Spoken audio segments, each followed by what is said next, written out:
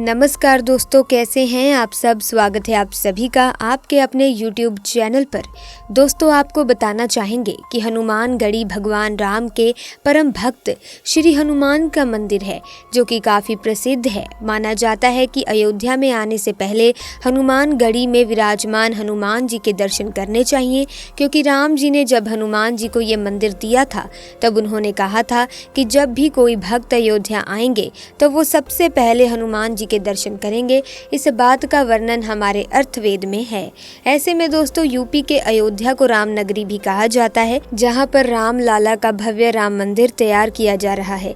लेकिन यहाँ का एक और मंदिर है जिसमें दर्शन किए बिना राम लाला के दर्शन अधूरे माने जाते हैं। इस मंदिर का नाम है हनुमानगढ़ी। ये वही मंदिर है जिसे भगवान राम ने लंका से लौटने के बाद अपने प्रिय भक्त हनुमान को रहने के लिए दिया था। तो आइए आज की इस वीडियो में जानते हैं इस प्राचीन मंदिर का महत्व और इतिहास। साथ ही जानेंगे दोस्तों कि एक राम भक्त जब इस मंदिर के तहखाने में गए तो उसने क्या देखा। दोस्तों, यकीनन आप इस घटना को सुनने के बाद बहुत ही ज़्यादा हैरान होने वाले हैं। तो हम आपसे यही कहेंगे कि इस वीडियो को शुरू से लेकर आखिर तक बिना स्किप किए ज़रूर देखिएगा, ताकि आपको संपूर्ण घटना के बारे में अच्छे से पता लग सके। इसी के साथ अगर अभी तक आपने चैनल को सब्सक्राइब नहीं किया है तो जल्दी से सब्सक्राइब करके बेल आइकन को प्रेस कर लें। साथ ही वीडियो को लाइक और शेयर करना ना भूलें। तो दोस्तों, ये मंदिर अयोध्या शहर के बीचों बीच बना हुआ है और माना जाता है कि हनुमान जी यहाँ हर वक्त मौजूद रहते हैं। हनुमान जी का ये मंदिर राजद्वार के सामने ऊंचे टीले पर स्थित है। धार्मिक मान्यताओं की माने तो इस मंदिर में कोई भी भक्त अगर हनुमान जी को लाल चोला चढ़ाता है तो उसे सभी तरह के दोषों से मुक्ति मिल जाती है। यहाँ पर मुख्य मंदिर में बाल हनुमान के साथ अंजनी माता की मूर्ति लगी हुई है। इस मंदिर की एक खासियत ये भी है कि यहाँ पर लंका से जीत के बाद लाए गए निशान भी रखे गए हैं। ऐसे में दोस्तों, जरा सोचकर देखिए कि तब क्या हुआ होगा जब 400 साल बाद खोला गया हनुमानगढ़ी मंदिर का तहखाना। इस तहखाने के अंदर जो मिला उसने सबके रोंगटे खड़े कर दिए। हनुमानगढ़ी मंदिर के उस प्राचीन तहखाने में जो दिखा उसे देखकर आप भी दंग रह जाएंगे। सालों से बंद पड़े उस रहस्यमयी तहखाने से जो सबूत प्राप्त हुए हैं दोस्तों, उन्होंने अच्छों के होश उड़ा दिए हैं, क्योंकि वहाँ से जो वस्तु प्राप्त हुई है वो रहस्यमयी होने के साथ साथ विवादित भी है। ऐसे में सबका एक ही प्रश्न है कि आखिर ऐसा कैसे हो सकता है।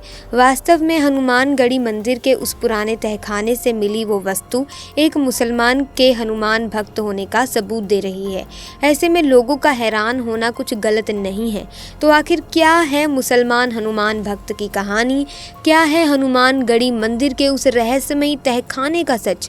आखिर 400 साल बाद क्यों खोला गया उस प्राचीन तहखाने को, और आखिर कौन कौन से रहस्य छुपे हैं हनुमानगढ़ी मंदिर के उस तहखाने में, जानेंगे दोस्तों सब कुछ आज के इस वीडियो में। तो दोस्तों, ऐसे में वीडियो में आगे बढ़ने से पहले जो भी बजरंगबली के भक्त हैं कमेंट सेक्शन में जय श्री राम जरूर लिखें, ताकि भगवान जी की कृपा आपके ऊपर और आपके परिवार के ऊपर सदैव बनी रहे। दोस्तों, इस कहानी की शुरुआत होती है संतोष नामक राम भक्त से, जिसका बचपन रामायण और सुंदर कांड के पाठ के बीच बीता था। संतोष बचपन से ही श्री राम को अपना आराध्य मानता था और हमेशा श्री राम के आदर्शों पर चलने का प्रयत्न करता था। संतोष एक अच्छे व्यक्तित्व का उदाहरण था तथा अपनी नौकरी पेशे के बीच भी भक्ति का समय निकाल लेता था।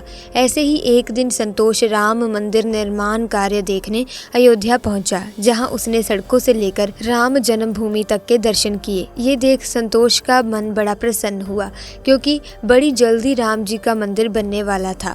वहाँ संतोष ने शालिग्राम पत्थर भी देखे और अयोध्या में अन्य स्थानों को भी देखा। हर जगह से पूजा अर्चना करने के बाद संतोष ने वहाँ जाने के विषय में सोचा।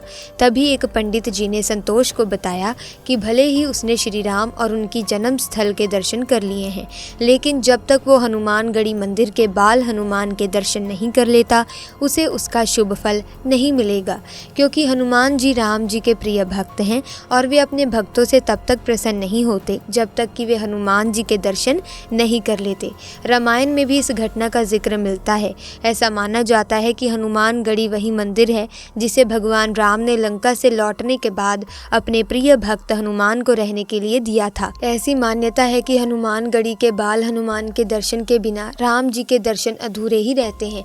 इसीलिए संतोष अगले दिन दिन हनुमानगढ़ी मंदिर गया, जो अयोध्या शहर के बीचों बीच राजद्वार के सामने ऊंचे टीले पर स्थित था। संतोष को मंदिर तक पहुंचने में 76 सीढ़ियां चढ़नी पड़ी। उसने वहां मंदिर की दीवारों पर हनुमान चालीसा की चौपाइयों को भी देखा। जल्द ही संतोष ने मंदिर में बाल हनुमान के दर्शन किए, जो माता अंजना के साथ विराजमान थे। वहां उसने अपने दोषों से मुक्ति के लिए हनुमान जी पर लाल चोला भी चढ़ाया था तथा उसने वहां हनुमान निशान ध्वज को भी देखा, जो करीब 4 मीटर चौड़ा और 8 मीटर लंबा था। मान्यता के अनुसार हर पूजा से पहले हनुमान निशान राम जन्मभूमि स्थल में ले जाया जाता है, जहां पर सबसे पहले इसकी पूजा की जाती है। इस निशान को एक साथ 200 लोग राम जन्मभूमि तक ले जाते हैं। इसके बाद दोस्तों संतोष मंदिर की परिक्रमा करने लगा और मंदिर से उतरकर आसपास घूमने लगा।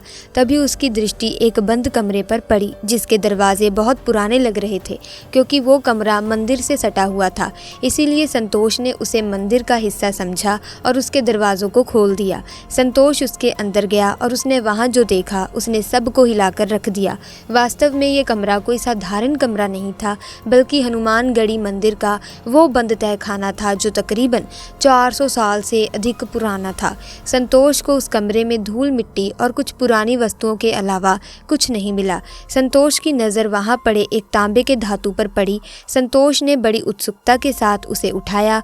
उस तांबे की धातु पर छोटे छोटे अक्षरों में कुछ लिखा हुआ था, लेकिन संतोष को कुछ समझ नहीं आया।